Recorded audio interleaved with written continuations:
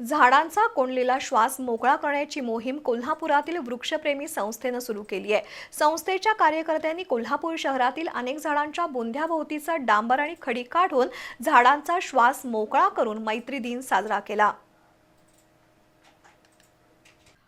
कोल्हापूर शहरात रस्ते करताना रस्त्याच्या दुतर्फा असलेल्या झाडांच्या बुंध्यामध्ये डांबर, खडी, सिमेंट, काँक्रीट घातलं जातं।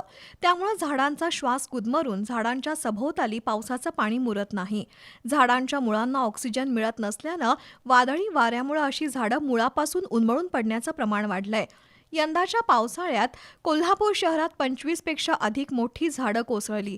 ही बाब लक्षात घेऊन कोल्हापुरातील वृक्षप्रेमी संस्थेनं झाडांचा श्वास मोकळा करण्याची मोहीम हाती घेतली आहे। राजारामपुरीमधील ज्या झाडांभोवती सिमेंट, काँक्रीट, डांबर, खडी, पेविंग ब्लॉक घातलंय अशी झाडं शोधून त्यांच्या बुंध्या सभोवतालच्या 2 बाय 2 फूट जागेतील अडथळा दूर केला।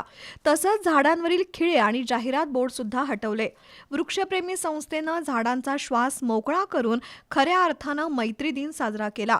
या मोहिमेत वृक्षप्रेमी संस्थेचे अध्यक्ष आणि वृक्ष प्राधिकरण समितीचे सदस्य अमोल बुढ्ढे, निखिल शेटे, अमर पवार, महादेव मोरे, दयानंद पाटील, अनुराधा देसाई, शुभांगी देशमुख, गायत्री गौडर यांच्यासह सदस्य सहभागी झाले होते।